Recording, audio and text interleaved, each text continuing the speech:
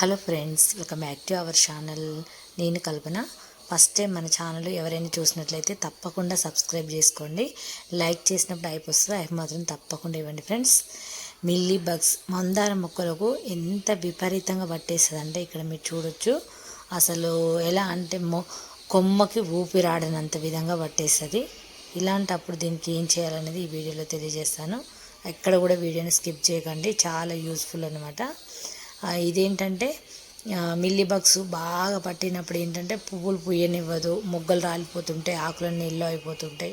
వాటన్నిటికీ మంచి నివారణ ఈ వీడియోలో మీకు తెలియజేస్తాను. మన గార్డెన్లో చూడొచ్చు ఎంత చక్కగా ఇలా పువ్వులు ఇలా వస్తున్నాయంటే మిల్లీ బగ్స్ కూడా అంతే ఘోరంగా ఉంటాయి. దాన్ని నేను ఎలా తరిమి కొడతానో మీకు ఇప్పుడైతే చూపిస్తాను. మన వంటిట్లో ఉండే వీటితోనే మీరు మిల్లీ బగ్స్ని తరిమి కొట్టవచ్చు. 1 టేబుల్ స్పూను సోడా తీసుకుంటున్నాను. 1 టేబుల్ స్పూను అది పసుపు తీసుకుంటున్నాను. ఈ 2 టేబుల్ స్పూన్ కలిపి వాటర్లో కలిపి స్ప్రే అయినా చేయొచ్చు, లేదంటే వర్షం పడుతున్నప్పుడు మనం డైరెక్ట్ కూడా ఇవ్వచ్చు. ఎలా ఇవ్వాలనేది మీకు ఇక్కడైతే మీకు వీడియో తెలియజేస్తాను. చూసారు కదా, మన వంటింట్లో ఉండే ఈ 2 కూడా మొక్కలకి ఎంతో అద్భుతంగా పనిచేస్తే యాంటీబయాటిక్గా మంచి పసుపు అనేది చాలా యూజ్ అవుతుంది. మన ఇంట్లో ఉండే పాత బ్రష్ల వల్ల కూడా మిల్లీ బగ్స్ని ఈజీగా తరిమి కొట్టచ్చు. ఫస్ట్ అయితే పాత బ్రష్లతోనే దాన్ని అంతా రిమూవ్ చేసుకోవాలి, అదంతా కూడా మీకు చూపిస్తాను. ఈ 2 నిజంగా మిల్లీ బగ్స్కి నిజంగా చాలా వండర్గా పనిచేస్తే నల్ల పేనుకు కూడా ఈ సీజన్లో నల్ల పేను కూడా ఉంటుంది కదా, దానికోసం కూడా ఇక్కడ చూడండి. మీరు ఇక్కడ చూస్తే కొమ్మకి ఎంత ఘోరంగా పట్టిందంటే అసలు కొన్ని టైంలో వాటికి మొగ్గలు లేకుండా ఉంటే అంతవరకు కట్ చేసి బయటపడేస్తాను. అంటే అక్కడ అదేం యూజ్ లేదు కదా, అంత పొడవుగా పెరిగిపోయింది కదా, అలాంటిది కట్ చేసినా కూడా మనకు బెటరే, ఎందుకంటే కింద నుంచి బ్రాంచెస్ ఇంకెక్కువ వస్తాయి. ఇక్కడ చూడండి ఎంత పట్టేసిందంటే అసలు కొమ్మకు ఆకుల వెనకాల కూడా ఘోరంగా ఉంది అసలు. అందుకని చెప్పేసి ఫస్ట్ అయితే బ్రష్తోనే నేను చేశాను. అయితే నేను వాటర్లో వేసి స్ప్రే చేద్దామని వెళ్ళాను, కానీ అప్పుడే జల్లులాగా వర్షం అయితే పడింది. ఇంకా మొక్క అయితే ఎలా ఉందంటే మొత్తం తడితడిగా ఉంది కాబట్టి నేను బ్రష్లోనే ఆ 2 కలిపి ముంచి బ్రష్తోనే నేను మొత్తం కూడా అప్లై చేశాను మొక్కకంతా కూడా. ఇంక ఇది నాకు చాలా బాగా అనిపించింది స్ప్రే చేయడం కంటే. ఇంక ఇట్లా హెవీగా ఉంది కదా, పవర్ అనేది ఇంకెక్కువ డైరెక్ట్ అటాక్ జరుగుతుంది, మొక్కకు ఎటువంటి హాని ఉండదు. ఇలా పసుపు కొంచెం, బేకింగ్ సోడా కొంచెం అయితే వేసాను.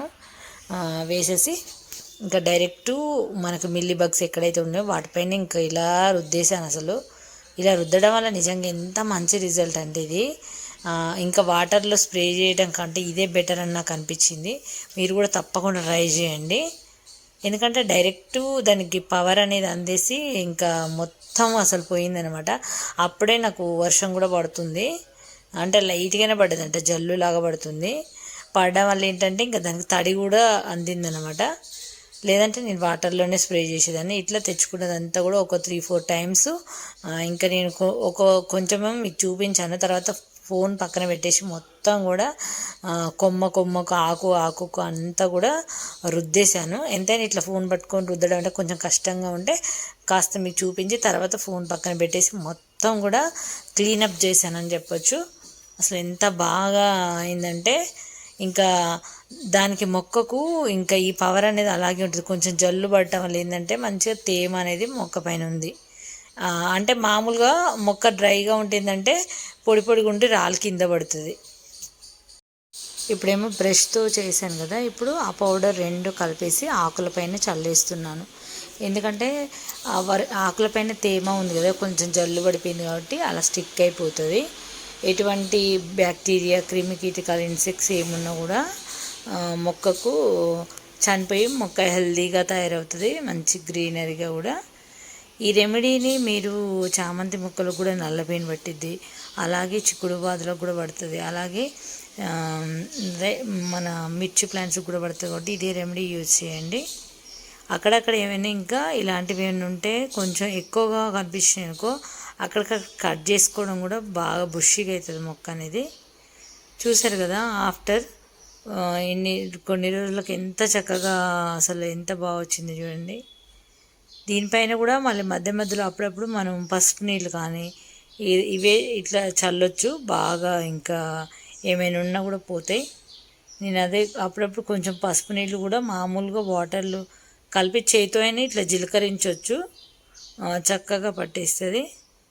ఇక మనకు మిల్లీ బగ్స్ పోయినాయి అనుకో ఇంత చక్కగా మొగ్గలు అయితే వస్తాయి. ఎంత బాగా పూస్తాయి అంటే పువ్వులు. ఇది ఒక్కసారి ట్రై చేయండి. మన వంటింట్లో ఉండే ఈ సింపుల్ వాటితోనే మనం మంచిగా చిట్కాలు అనేది చేసుకోవచ్చు మొక్కలకి, ఎటువంటి రూపాయి ఖర్చు లేకుండా. ప్రతి ఒక్కరు ఫస్ట్ నీమాయిల్ అనుకుంటారు. ఈ రెమెడీస్ యూజ్ చేసిన తర్వాత ఒక్కసారి చూడండి, ఇంక మీరు నీమాయిల్ ఎప్పటికి కూడా ముట్టుకోరు. బిఫోర్ ఆఫ్టర్కి ఎంత బాగుందనేది.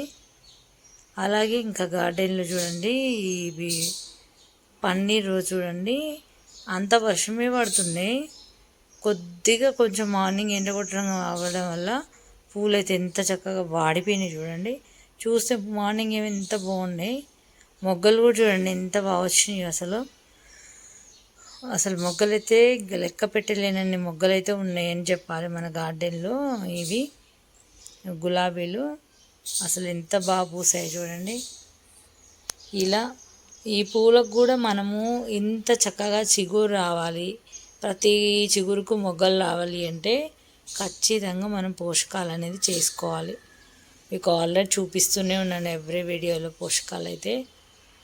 ఇప్పుడు మనం చేసిన ఈ రెమెడీ ఏదైతే ఉందో పసుపు, అది కూడా మన మొక్క మొదల్లో ఉండే సాయిల్లో కూడా అది వాటర్లో కలిపైనా సాయిల్ మొదట్లో వేయండి. లేదంటే కొంచెం పసుపు, అది బేకింగ్ సోడా, మట్టి అటు ఇటు గెలగిచ్చి కూడా దాని మొదట్లో ఇట్లా చల్లొచ్చు.